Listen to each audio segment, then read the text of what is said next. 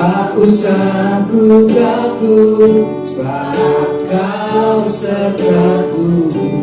Tak usah ku bimbang, Kau di dalamku.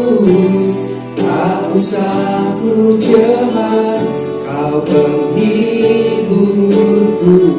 Saat ku lemah, Kau kuatku.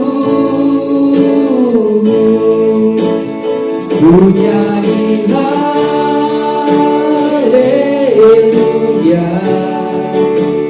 ku nyanyi haleluya. Sungguh Kau hebat, ajaib perkasa, kekuatanmu. Ku nyanyi haleluya, ku nyanyi haleluya,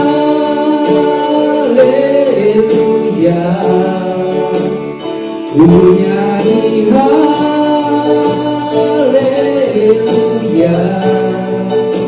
Sungguh Kau hebat, ajaib perkasa, kekuatanmu di hidupku, di hidupku. Baik, kita akan mulai ibadah kita. Saya minta Pak Wilson untuk berdoa.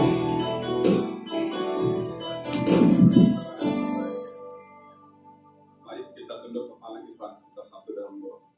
Allah Bapa Halik langit dan bumi, yang mencipta segala sesuatu yang tidak pernah meninggalkan perbuatan tangannya, Allah yang disembah Abraham, Ishak dan Yakub, Allah itu pula yang kami sembahkan dikenal oleh Yesus Kristus Tuhan dan Juru Selamat kami.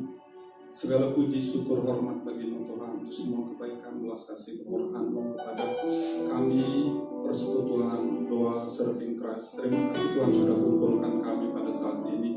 Tuhan, saudara-saudara kami, teman-teman kami yang belum hadir, biarlah Tuhan sertai mereka boleh datang ke tempat ini.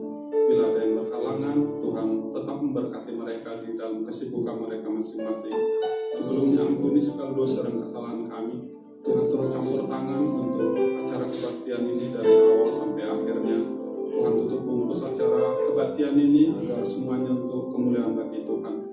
Kami berdoa secara khusus untuk Pendeta Yolanda, Tuhan berkati dia. Beri hikmat-Mu, pewahyuan padanya, agar dia menyampaikan firman yang berguna mengubahkan kami untuk semakin serupa kepada Tuhan. Terpuji nama Tuhan dalam nama Yesus. Amin. Amin. Terima kasih Pak Wilson. Mari kita angkat pujian. Sebelumnya semua bisa berdiri semua dan kasih salam kanan kiri. Tuhan Yesus baik ya. Kita akan pujian Tuhan Yesus baik. Bisa tepuk tangan ya.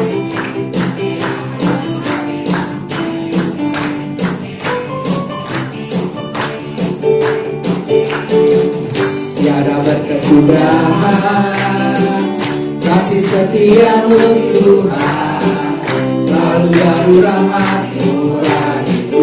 Hari berganti hari, hari berganti hari, tetap kulihat kasih-Mu, tak pernah berakhir di hidupku. Tuhan Yesus baik, Tuhan Yesus baik, sungguh amat baik, untuk selama-lamanya. Tuhan Yesus baik.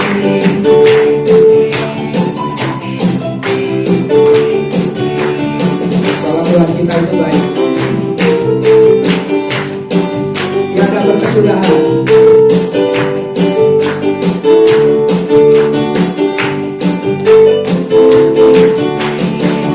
Tiada berkesudahan kasih setia-Mu Tuhan, selalu baru rahmat-Mu bagiku.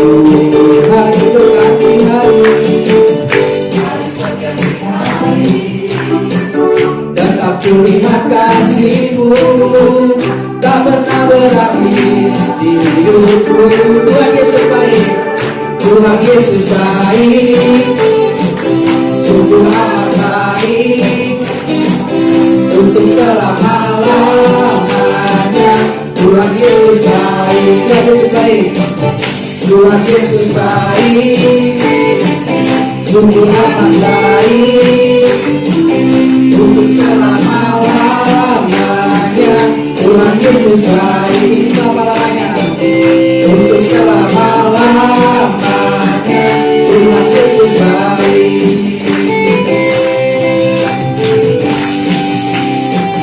Oke, terima kasih. Silakan duduk. Kita akan menyambut firman Tuhan. Kita angkat pujian bahwa semua yang dilakukan Tuhan buat kita adalah baik. Dan kita dari semula sudah diciptakan, rancangan Tuhan buat kita adalah hal yang baik. Amin. Kita angkat pujian, semua baik.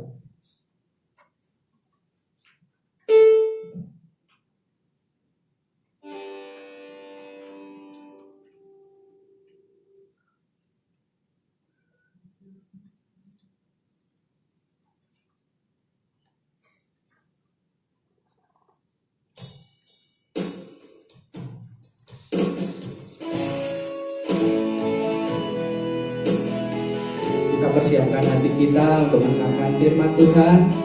Kita angkat pujian, semua baik dari semula.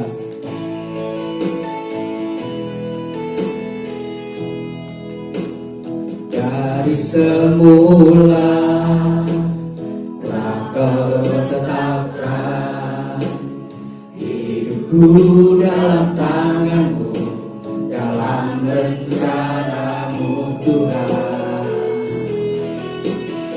Rencana indah telah Kau siapkan bagi masa depanku yang penuh harapan. Semua baik, semua kayak saya sebut untuk berdiri.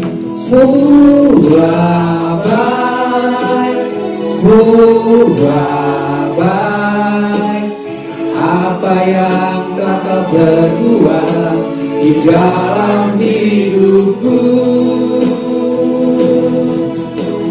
Semua baik, sungguh teramat baik, Kau jadikan hidupku berarti dari semula.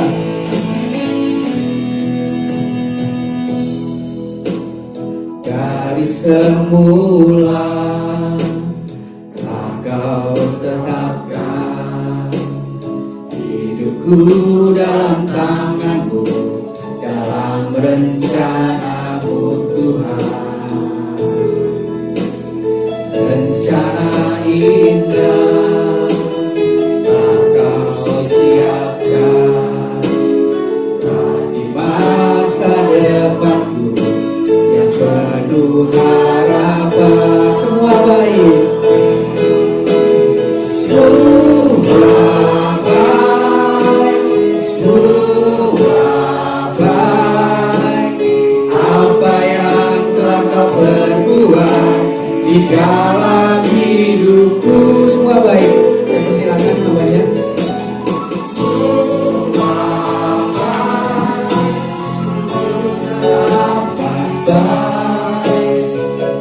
Jadikan hidupku berarti. Semua baik,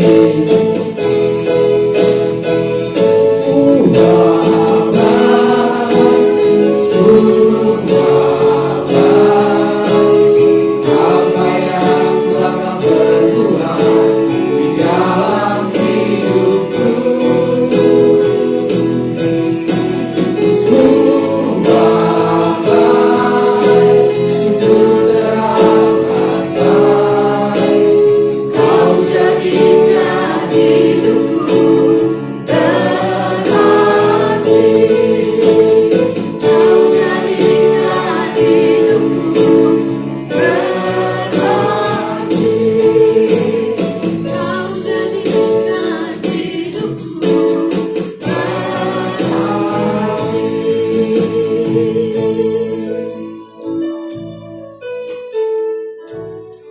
Bapa yang kami sembah, kami kenal di dalam nama Yesus Kristus Tuhan. Terima kasih kalau di siang hari ini kami boleh bersama-sama datang Tuhan. Kami mau ketemu Tuhan. Biarlah lewat pujian penyembahan kami percaya Tuhan, Engkau hadir di tempat ini ya Bapa. Hamba-Mu percaya Tuhan bahwa ibadah ini adalah ibadah yang mengandung janji. Karena Tuhan berkata, waktu 2-3 orang berkumpul di dalam nama-Mu, Engkau hadir. Waktu umat-Mu memuji dan menyembah Engkau bertahta di atas pujian penyembahan kami. Terima kasih Tuhan, Kau hadir bersama dengan kami. Bapa, aku berdoa Tuhan, biarlah setiap kami datang dan sebentar kami keluar tidak sama dengan waktu kami datang. Karena kami mengalami perjumpaan dengan Tuhan lewat kebenaran firman Tuhan yang disampaikan. Kami percaya firman-Mu adalah Engkau sendiri. Kami percaya firman-Mu adalah kasih sayang-Mu buat setiap kami. Oleh karena itu kami mau buka hati kami Tuhan untuk mendengar kebenaran firman Tuhan. Karena kami percaya itulah kasih Tuhan di dalam hidup setiap kami. Tuhan rindu selalu mengajar kami, membimbing kami di dalam kehidupan kami. Terima kasih Bapa. Dan aku berdoa Tuhan, sebagaimana ada tertulis bahwa kerajaan-Mu bukanlah mengenai perkataan saja, tetapi kuasa dan sukacita yang dari Roh Kudus. Biarlah kami menerima kekuatan, biarlah setiap kami boleh bersukacita karena Tuhan. Dan waktu firman-Mu disampaikan, ada kesembuhan, ada mujizat, ada pemulihan, ada kekuatan yang baru. Terima kasih Bapa. Di dalam satu nama Yesus Kristus Tuhan, setiap kita yang mau dengar kebenaran firman Tuhan, sama-sama kita katakan amin. Shalom. Shalom. Puji nama Tuhan. Silakan duduk Bapak Ibu. Puji nama Tuhan. Kalau hari ini saya boleh dikasih kesempatan dan kepercayaan untuk menyampaikan firman Tuhan di persekutuan doa di tempat ini. Sebelumnya perkenalan, ini pertama kali saya di tempat ini. Nama saya Yolanda, saya biasa dipanggil Ola. Saya ibu dari 3 orang anak laki-laki, umur 25, umur 24, dan umur 21 tahun. Puji nama Tuhan, saya dipercayakan 4 orang imam di dalam kehidupan saya. Saudara, saya sama suami kami sama-sama melayani di sebuah gereja kecil di Kuningan. Kalau saya udah full time, suami masih ada pekerjaan sekuler gitu ya. Dan puji Tuhan suami saya boleh dipercayakan menjadi gembala. Nah saudara, sekian tentang saya. Hari ini bukan tentang saya, tetapi tentang Tuhan kita yang luar biasa. Amin. Bapak Ibu excited? Ya, untuk dengar firman Tuhan. Saya tumbuh remaja sebagai seorang anak hamba Tuhan. Dulu buat saya ketaatan kepada firman Tuhan supaya saya bisa pergi keluar rumah dengan teman-teman saya, supaya uang jajan saya gak dipotong gitu ya sama mama papa saya gitu ya. Jadi ketaatan saya bentuknya seperti itu saudara. Tetapi begitu saya menikah, saya punya anak gitu ya, pengertian saya tentang ketaatan itu berubah saudara. Kesian banget deh saya ya saudara ya. Saya pikir saya taat untuk saya dapat reward gitu ya. Tapi setelah saya punya anak saudara, di rumah kami ada peraturan yang namanya buat anak-anak. Saya nggak tahu di tempat ini Bapak Ibu yang sudah menikah, yang sudah punya anak, atau mungkin yang masih anak, masih yang tinggal di rumah orang tuanya. Saya mau tanya, ada nggak yang di rumahnya nggak punya aturan? Kayak di jungle aja gitu. Nggak ada ya. Bahkan kos-kosan aja ada peraturan gitu ya Bapak Ibu ya. Betul ya. Ada aturan Bapak Ibu ya. Nah setiap aturan, setiap perintah, setiap peraturan yang saya buat di rumah, yang saya dan suami saya buat di rumah, gak ada yang lain adalah untuk kebaikan anak-anak saya, untuk melindungi anak saya dari yang jahat, untuk masa depan mereka yang baik. Itu kami buat yang namanya peraturan. Yang namanya peraturan, saudara, saya mau katakan ya mungkin saya sebagai manusia biasa 80% lah itu imbasnya ke kami, saudara. Tetapi segala sesuatu yang kami buat yang namanya peraturan itu untuk kebaikan anak-anak kami, untuk menjagai mereka daripada yang jahat. Kalau ada Bapak Ibu di sini yang sudah punya anak, saya mau tanya, yang udah punya anak gitu ya, ada nggak yang buat peraturan di rumah tujuannya supaya bisa menghukum anak-anaknya? Kalau ada, sebentar selesai ibadah boleh ke depan saya doain gitu ya. Karena saya percaya kalau kita sebagai orang tua aja yang jauh dari sempurna, kita mau yang terbaik buat anak-anak kita. Boleh dong tepuk kiri kanannya biar jangan tegang, bilang begini, apalagi Bapak kita di surga.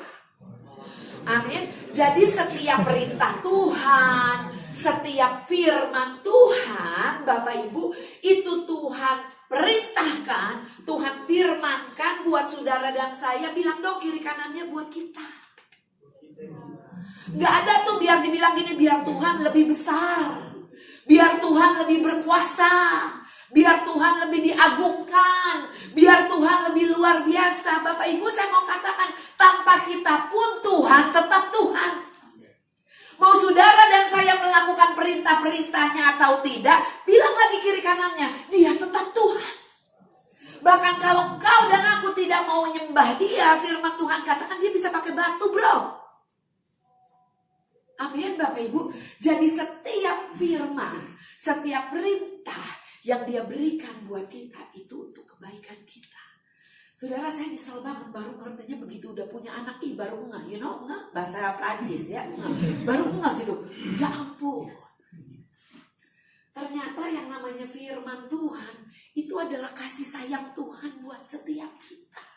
Dulu saya berpikir jadi anak Tuhan, jadi orang Kristen, jadi anak hamba Tuhan ribet banget, banyak kan gak bolehnya daripada bolehnya. Enakan gak jadi anak hamba Tuhan. Dulu saya pikir seperti itu. Ternyata salah. Tuhan merubah mindset saya. Ternyata yang namanya taat, melakukan firman gitu ya, itu bukan buat supaya Tuhan lebih lagi, supaya Tuhan ini, enggak, tapi buat setiap kita. Nah, kalau saya boleh kasih judul khotbah hari ini, saya percaya tahun yang baru kita juga perlu yang namanya pemikiran yang baru. Tadi pagi saya post di Instagram saya, it is impossible to have a new life gitu ya, dengan cara berpikir masih yang lama. Sangat mustahil kita mau sesuatu yang baru di tahun yang baru ini, tetapi cara berpikir kita masih cara berpikir yang lama. Kenapa saya katakan kita harus di tahun yang baru mau punya kehidupan yang baru? Amin, saudara. Pasti saudara mau kehidupan di tahun 2019 jauh lebih baik dari 2018 dong. Betul saudara ya, tapi mungkin ada yang masih bingung gimana ya caranya biar hidupku berubah. Bagaimana ya caranya supaya aku ngalamin terobosan. Nah, saya katakan tadi untuk ngalami satu pembaruan dimulai dari pikiran kita. Kalau kita baca di dalam Roma 12 ayat yang kedua, yuk kita buka. Roma 12 ayat yang kedua.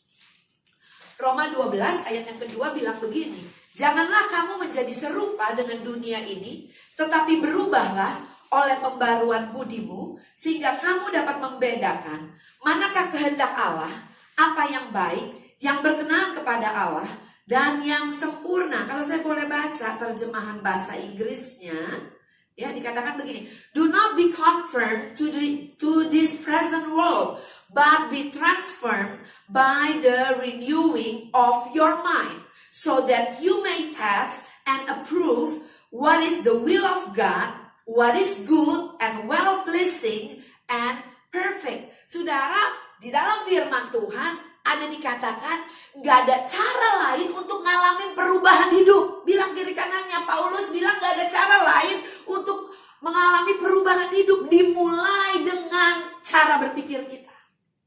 Amin Bapak Ibu.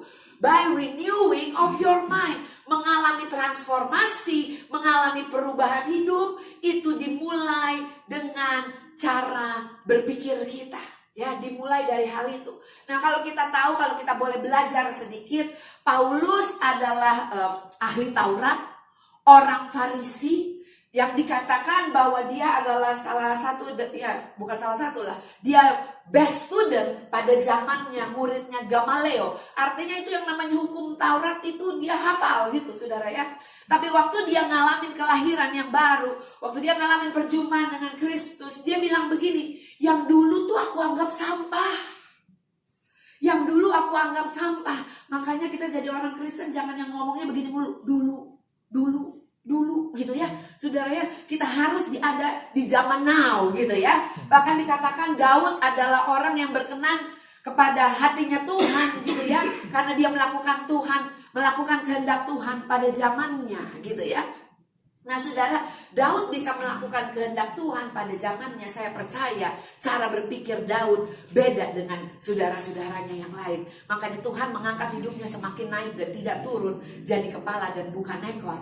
Daud mengalami perubahan, Daud mengalami transformasi di dalam kehidupannya. Dan saya percaya itu dimulai sebagaimana Paulus katakan, dimulai dari cara berpikir kita. Biarlah cara berpikir kita tidak mengikuti pola dunia.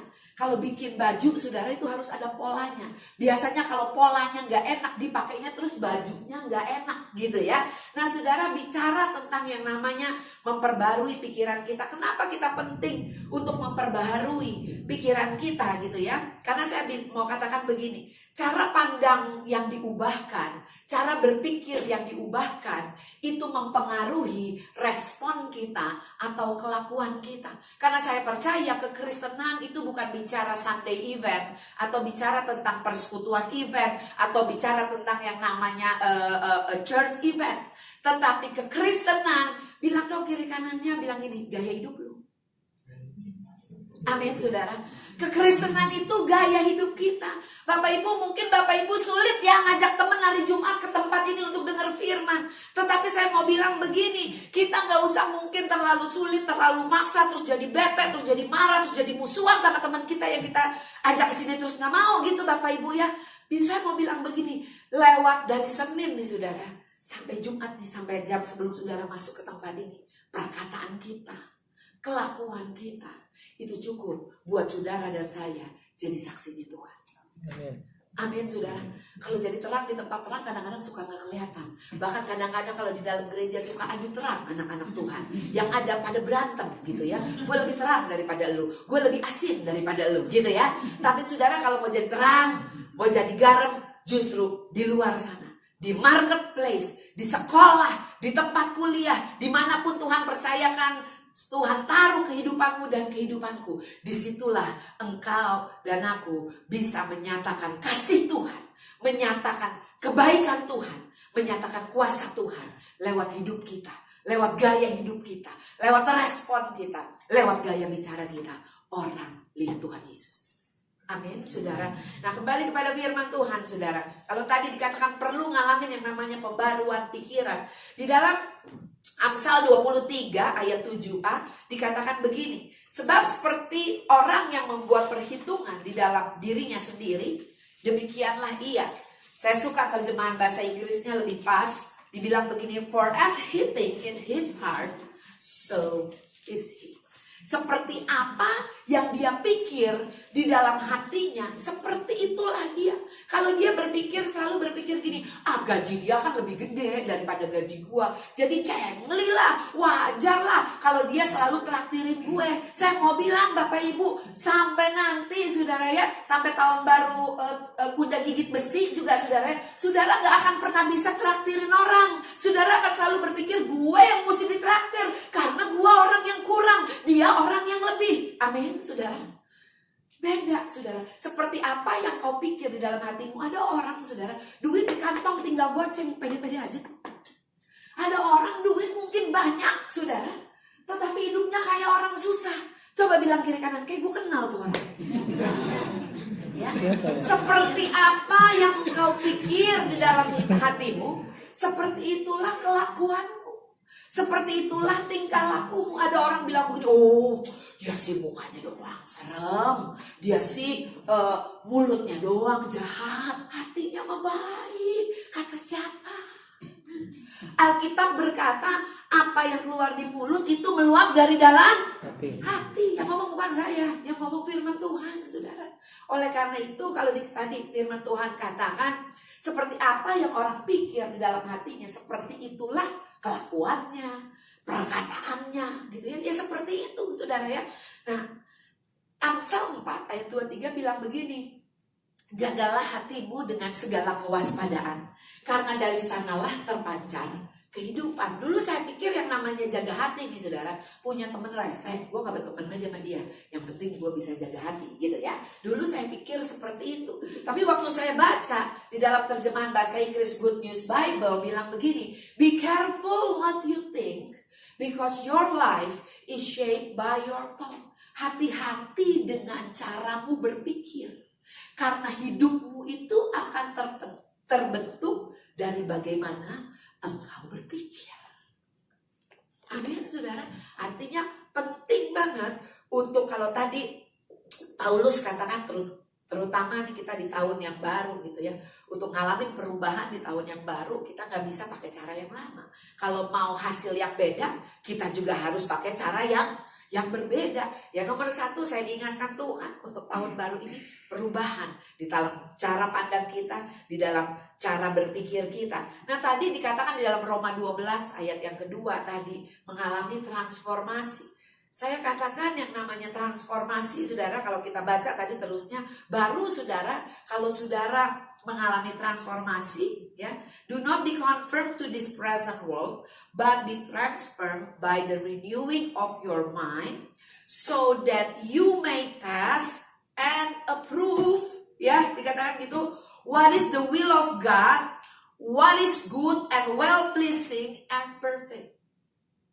Banyak kita mungkin suka nyanyi lagu ini. Menyenangkanmu, senangkanmu, hanya itu kerinduanku. Menyenangkanmu, senangkan hatimu, hanya itu kerinduanku. Mungkin ada dari saudara yang ini menjadi goal kita di tahun 2019. Melakukan kehendak Tuhan, menyenangkan hati Tuhan. Tetapi Paulus bilang, gak mungkin saudara bisa mengerti kehendak Tuhan. Jangankan melakukan, mengerti dulu kata Paulus. Mengerti kehendak Tuhan. Mana yang baik, mana yang berkenan, mana yang sempurna. Yuk tepuk jidat kita sama-sama kalau kita gak perbarui pikiran kita. Kalau kita nggak perbarui cara pandang kita, nggak mungkin, saudara. Ada satu orang ibu, saudara, datang sama saya, kakak bilang suruh doa, suruh bersyukur. Kakak tahu nggak, waktu saya doa sama suami saya ditoyor. Ini satu lagi bahasa Prancis, ditoyor sama suami saya. Enak aja lu ngomong, emang kamu doanya gimana? Jadi dia kesaksian sama saya, dia bilang suami dia lagi ngalamin yang namanya kebangkrutan, saudara. Lalu saya bilang, ya udah, kamu banyak berdoa, banyak mengucap syukur. Saya bilang gitu ya, supaya kamu kuat. Ya, firman Tuhan katakan waktu kita banyak mengucap syukur, maka damai sejahtera Allah yang melampaui akal pikiran kita itu yang akan menjaga hati kita. Saya bilang, banyak-banyak doa dan mengucap syukur. Jadi dia berdoa sama suaminya, dia bilang begini, Tuhan, terima kasih ya Tuhan, kalau sekarang suami saya bangkrut. Terima kasih Tuhan. Saya bilang, kamu doanya seperti itu? Iya, ya pantas aja lah suami kamu marah. Saya bilang begitu. Saudara, saya mau bilang begini, tapi waktu kita ngalamin pembaruan di dalam cara berpikir kita, Bapak Ibu, sehingga kita boleh berkata sebagaimana Roma 8 ayat 28 berkata, sekarang aku tahu Allah turut bekerja di dalam segala sesuatu untuk mendatangkan kebaikan bagi aku yang mengasihi dia. Sulit saudara untuk berkata ini mendatangkan kebaikan. Terima kasih Tuhan, ini mendatangkan kebaikan. Kalau saudara dan saya tidak mau merubah cara berpikir kita, cara pandang kita tentang siapa Tuhan. Saya latar belakang seorang berdoa. Kita sering gitu ya ngomong, Tuhan kami mau melibatkan Tuhan di dalam acara ini. Kita siapa yang mau libatin Tuhan? Mau juga Tuhan yang libatin kita. Amin. Di dalam kerajaannya di muka bumi ini. Saudara, Tuhan mau melibatkan saudara dan saya untuk kerajaannya di muka bumi ini. Jangan kebalik saudara. Amin saudara. Nah kebiasaan saudara ya. Jadi kalau saudara bisa ada di sini, saudara boleh melayani, jadi apapun saudara ya. Terima kasih Tuhan kau libatkan aku di dalam kerajaanmu di muka bumi ini. Sehingga saudara gak layak kita sombong. Karena Tuhan yang libatin kita, bukan kita libatin Tuhan. Bilang lagi kiri kanan, jangan kebalik-balik ah. Amin saudara. Oke lanjut ya saudara ya.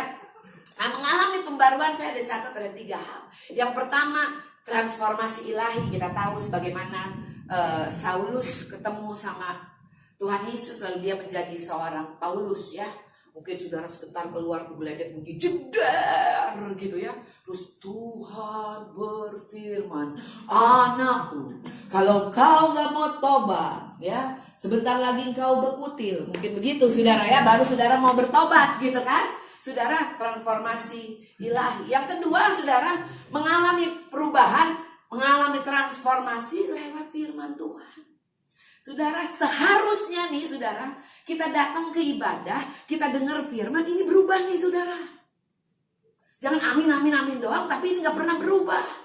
Karena kalau ini gak berubah saudara, sulit untuk merubah gaya hidup kita, sulit untuk merubah kelakuan kita. Because firman, karena dikatakan ada satu quotes katakan, you are what you believe.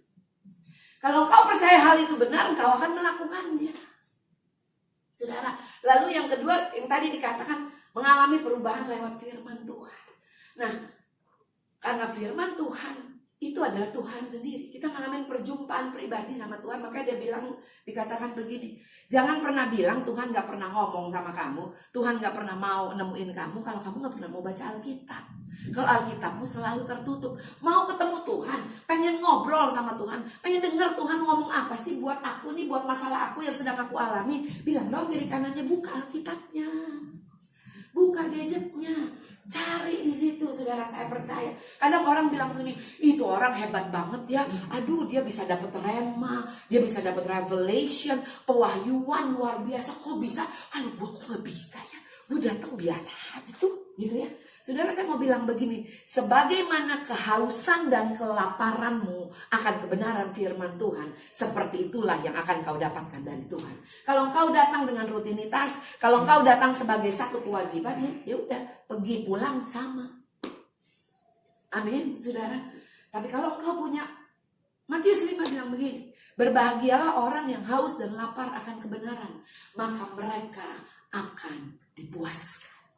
Saudara, setiap kita mau datang ya kepada Tuhan di dalam ibadah, saudara, miliki Tuhan, aku pengen ketemu Tuhan. Tuhan ngomong dong Tuhan. Jangan gini, pendeta yang itu jelek lah, aduh gak suka. Tuhan nih, hamba Tuhan ini pakai Tuhan.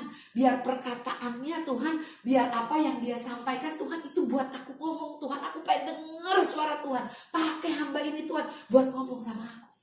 Amin, saudara, saya percaya waktu kita punya hati yang haus dan lapar akan Tuhan, saya ngomong apa, tapi saya percaya mungkin saya cuma ngomong 2-3 kata, saudara. Roh Kudus di dalam kita itu khotbah sendiri, memberikan yang sesuai dengan kebutuhan.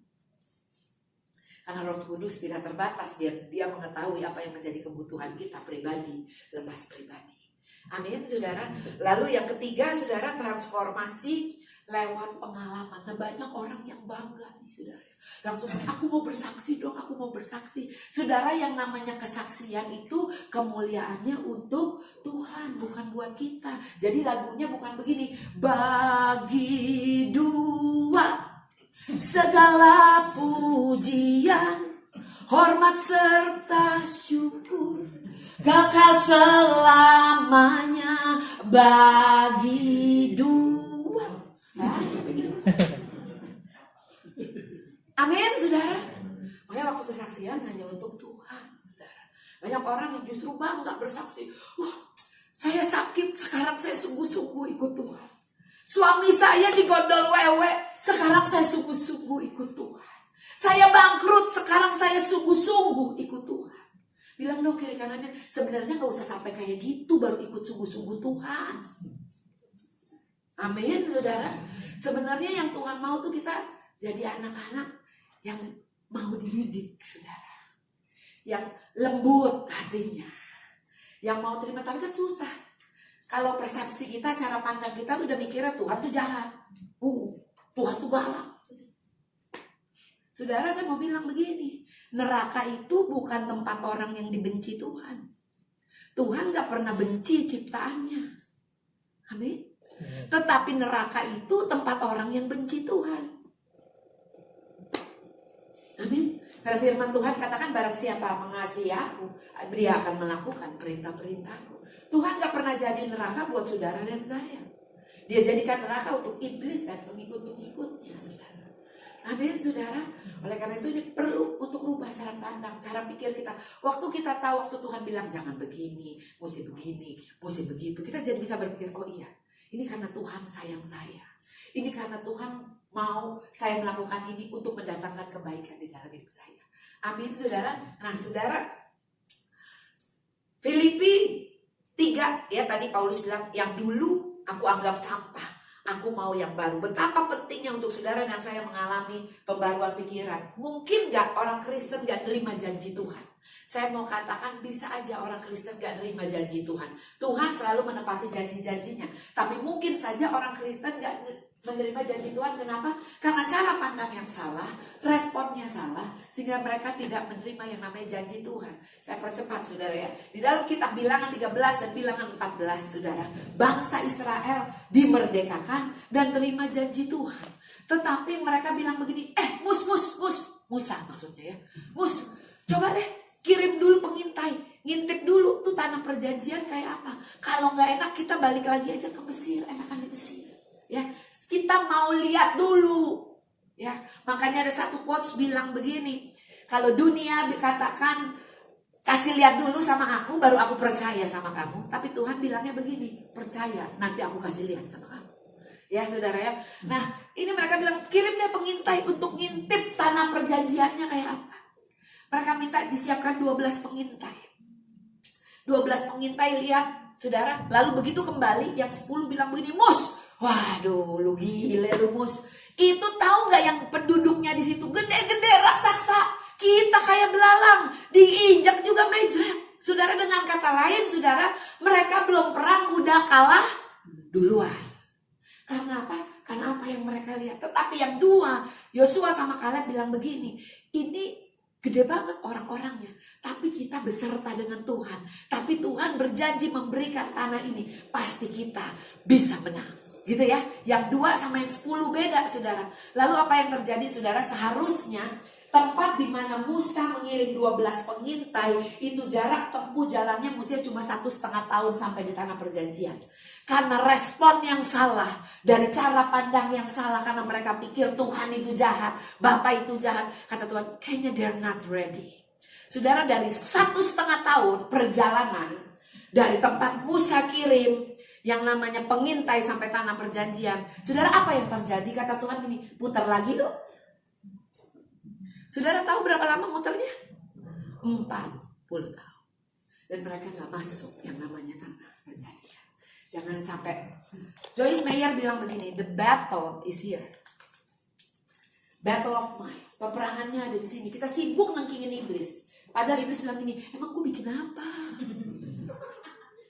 Iblis gak bisa pegang kita kecuali saudara dan saya buka celah. The battle is here. Yuk saya baca ayatnya dulu biar cepat.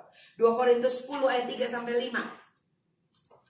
2 Korintus 10 ayat 3 sampai 5.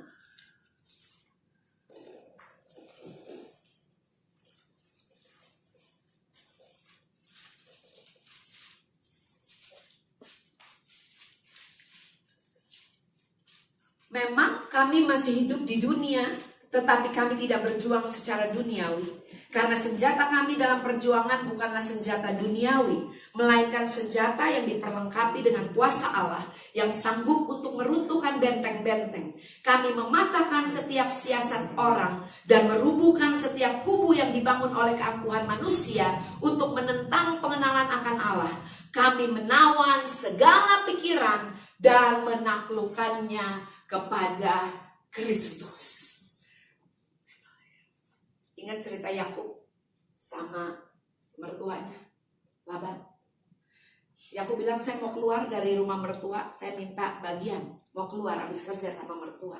Kata mertuanya yang lihai bilang begini, oke, boleh, kamu dapat bagian kamu kambing domba yang belang-belang, sedangkan induknya saudara ya nggak ada yang belang-belang. Saudara, saya percaya Yakub dapat hikmat dari Tuhan. Apa yang terjadi saudara? Yakub siapkan namanya ranting yang belang-belang, daun yang belang-belang di dekat tempat mereka minum, tempat mereka makan, sehingga setiap kali mereka berkelamin mereka lihat itu yang namanya ranting, daun belang-belang. Jadi waktu mereka berkelamin Yakub begini, belang-belang, belang-belang. Apa yang terjadi saudara? Waktu lahir anak kambing domba itu, yang banyak adalah yang belang-belang. mau ngalamin perubahan dalam cara berpikir kita, cara pandang kita. Saudara mau terlepas dari apa? Bu, saya gila shopping nih bu, online shopping. Ya, lu jangan lihat itu. Bu, pornografi nih, jangan lihat itu. Hapus. Bu, saya tukang ngomongin orang nih. Jangan bergaul sama orang tukang ngomongin orang. Saya pernah mau pergi pelayanan, gara-gara nemenin anak lagi makan nonton TV. Banyak iklan kan di TV. Saya lagi mau doa, pimpin doa di otak begini. Berapa lapis? Ratusan. Berapa lapis? Ratusan. Amin saudara. Mengalami cara berpikir yang baru saudara. Di tahun 2019 ini tahun yang baru. Supaya kita juga mengalami perubahan di dalam kehidupan kita. Replace your old mind. Amin saudara. Replace it dengan firman Tuhan. Saudara maaf. Mengalami pembaruan pikiran, maaf ya, gak bisa tumpang tangan. Bilang kiri kanannya, lu mesti baca Alkitab. Amin saudara. Contoh ini air teh, cara pandang kita yang lama, cara berpikir kita yang lama. Mau pembaruan, seumpama ini firman Tuhan, pinjam ya. Tuhan ingat ya, pernah lihat air teh dituang air putih, lama-lama tehnya keluar, lama-lama airnya jadi bening. Begitu pula to replace your mind. Begitu pula untuk renewing your mind. Baca firman Tuhan. Saya percaya saudara, Tuhan akan memberikan saudara dan saya kekuatan di tahun 2019 ini. Bukan yang gak ada kendala, tetapi waktu kita menghadapi segala sesuatu yang Tuhan percayakan di dalam hidup kita, kita boleh tetap kuat, kita boleh tetap punya damai sejahtera. Dan saya percaya janji Tuhan, engkau dan aku keluar sebagai orang-orang yang lebih daripada pemenang. Amin saudara. Tuhan Yesus berkati. Yuk kita doa saudara. Tuhan terima kasih buat siang hari ini Tuhan. Hamba-Mu sudah berkata-kata Tuhan, tetapi aku berdoa biarlah Roh Kudus Tuhan boleh memateraikan firman Tuhan di dalam loh hati kami Tuhan. Biarlah setiap pendengaran akan firman Tuhan boleh menjadi iman di dalam kehidupan kami, boleh menjadi kekuatan iman di dalam hidup kami, dan di atasnya kami boleh hidup, dan lewat hidup kami yang berkemenangan Tuhan Yesus dipermuliakan. Terima kasih Tuhan buat siang hari ini. Terpujilah nama Tuhan. Di dalam nama Yesus kita yang diberkati, sama-sama kita katakan amin.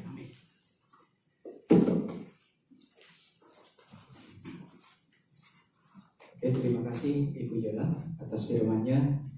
Kita diberkati dengan firman-Nya. Selanjutnya kita akan melakukan persembahan. Mohon persiapan rekan-rekan yang mari kita bersatu dalam doa. Bapa kami yang ada di dalam surga, kami ucap syukur dan terima kasih. Engkau yang begitu baik Tuhan kepada kami, senantiasa menyertai dan